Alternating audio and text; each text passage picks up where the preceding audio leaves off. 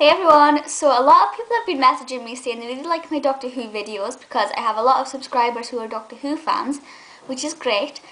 And they were like, well, when are you doing your next video? So I thought I'd do another one today, and this is the last of the DVDs videos because this is the last of the DVDs obviously until the Series 5 one comes out. Though saying that, I'm thinking of buying the Season 1 and 2 box sets, so I might talk about them, but that'll be in another video if I do. But today I'm talking about the Christmas DVDs. Now I've briefly talked about that one and that one, but I'll get onto that in a minute. So this is obviously season 2005, 2006, 7, 8 and 9. So the first one is obviously 2005, and this episode, which is the Christmas Invasion, is so special to me. This was the first time I'd ever seen Doctor Who. I feel quite arrogant because I'd not heard of the show at all until that was on, so I think a whole season had bypassed me. So I don't know what happened there, but I was so pleased to find this, and I can just remember the line where Dave was like, push the great throbbing button.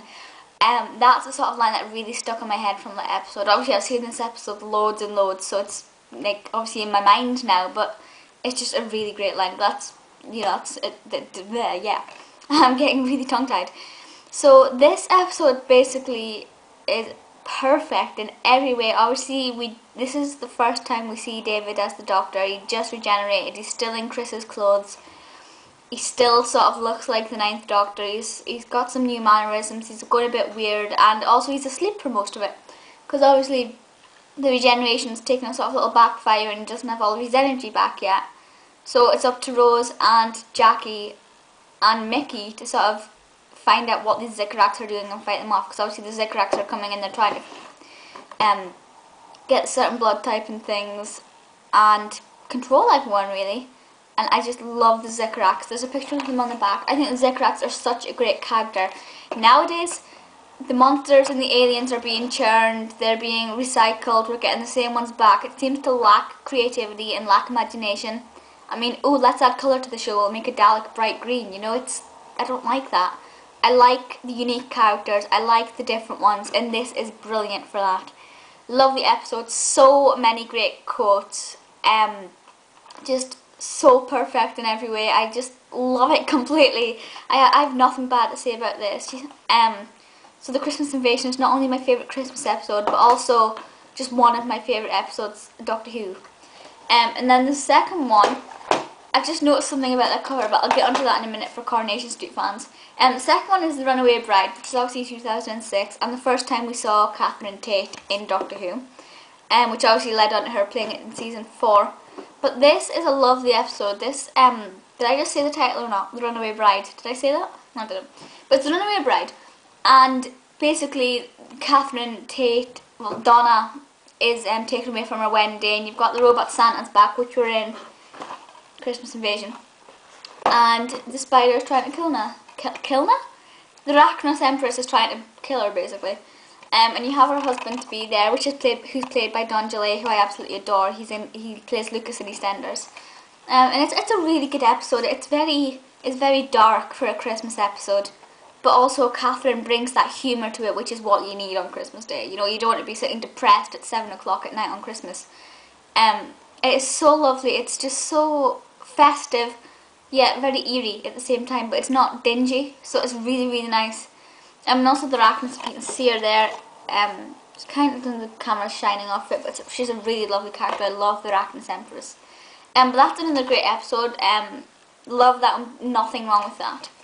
And then you have the 2007 one, which and it kind of gives me bad memories. I was in hospital on Christmas Day when this was there, and that was really quite not a good experience. So I wasn't really paying that much attention to it because, well, you know, I was depressed as anything, you know.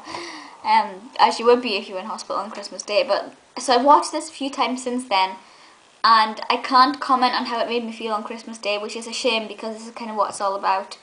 But as an episode itself, it's lovely. There's not much Christmasness to it. You know, the only Christmassy thing to it is the fact that Bannakaffalatta is red. I'll show you a picture, but they're all tiny. There's a tiny one there. That's all you should get. But obviously Kylie is the main thing in this. I think they were thinking, oh, we'll get in a big star and it'll get more attraction. I don't think Kylie made it any different. Kylie's well acted in it. She does fantastically. you know, as Astrid. She's lovely as Astrid, she's perfect. But I don't think that extra starness in it made it any different. You know, you could have got a mediocre actor playing that role and it wouldn't have really made that any much of a difference. But it is lovely, it's got quite a lot of humour in it. Obviously Banny makes it perfect. The hosts, the angel hosts, are kind of weird, but they're nice. So that's a good episode as well. Also on this one you've got the Music and Monsters special, and this one you have you've got Time Crash, which was the Children in Need 2007 special, and the Confidential as well, so that's really nice. And then the 2008 one, here you have The Next Doctor, which I was like, I don't know what to think about this one. It's alright as an episode. You know, I like David Morrissey as an actor, so that was really nice. But the Doctor isn't in this much. I mean, he's in it, but he's not in it a lot. It's focusing on David Morrissey, and it's basically like David Morrissey is another Doctor. It's like he's just regenerated and forgotten kind of who he is, sort of thing. Which is weird. It's not the best. It's not very festive, but the Cybermen are brought back. Now, I know I don't like it when they bring back characters, but if they bring back the Daleks and the Cybermen, that is fine with me. I love those two characters. They're very iconic and just perfect. So the Cybermen were brought back, and you also had that cyber dog thing, which was really creepy. So the idea behind it is quite nice, but I would have liked to have seen more of David in it, being the Doctor. It's very confusing when you have two people called the Doctor in the same episode. That's confusing. But it's nice, and you've also got the cyber leader and everything, and it's the episode itself flows nice, but again, it's not very festive. It's not as festive as the Christmas Invasion, so that's a bit of an annoying one. Yeah, and then we have the End of Time, which I have talked about, and I don't really want to. Yeah, I was going to say I don't want to talk about it. No, I don't want to sort of go too much into it because it is upsetting, but never mind. But also, if you're a Coronation Street fan, do you not think John Sim there looks like Tony Gordon in this week's Siege episode, where he's got his dark hoodie on and his hood up? Kind of like what I'd look like if this didn't have writing across it. But yeah, don't you think he looks like Tony Gordon there if you just sort of take away that tiny bit of blonde peeking through? That's really creepy. But anyway, yeah. So obviously the End of Time was the part 1 was the Christmas episode, part 2 was sort of beginning of the year. And we all knew it was going to be sad. I didn't watch it on Christmas Day. I wasn't going to let it ruin Christmas Day for me. You know, it was the first time I'd been at my mum's for Christmas in ages. I was like, I'm not going to cry, I can't. So I watched it, I think I watched it the day before the second part aired, which was sort of a sensible idea. And it was so lovely, you know.